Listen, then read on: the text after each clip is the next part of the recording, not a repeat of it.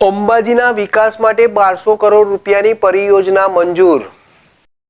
અંબાજી યાત્રાધામના વિકાસ માટે સરકાર દ્વારા 1200 કરોડ રૂપિયાની પરિયોજનાને મંજૂરી અપાઈ છે।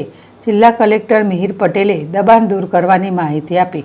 સુપ્રસિદ્ધ યાત્રાધામ અંબાજીના વિકાસ માટે સરકાર દ્વારા 1200 કરોડ રૂપિયાના વિકાસ પરિયોજનાને મંજૂરી અપાઈ છે। તેના ભાગરૂપે સરકારી જમીન પર આવતા દબાણ દૂર કરાયા હોવાનું જિલ્લા કલેક્ટર મિહિર પટેલે જણાવ્યું હતું।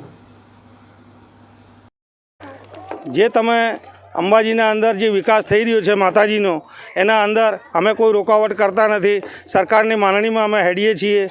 મામલેદાર સાહેબથી, ગાંધીનગર સાહેબથી, હાઈકોર્ટથી અમે તો માની ચાલીએ છીએ। અમારે કોઈ વિરોધ કરવાનો નથી, અમે કેસ કોઈ આપ્યો નથી। અને તમે મકાન આપશો અમને રાહતના, અને એના અમે ફોર્મ ભર્યા છીએ, સાહેબો ફોર્મ ભરીને ગયા છે, એ અમને આપશો 3-4 મહિનામાં આપશો તો અમારે તો એટલું ઘણું છે સાહેબ।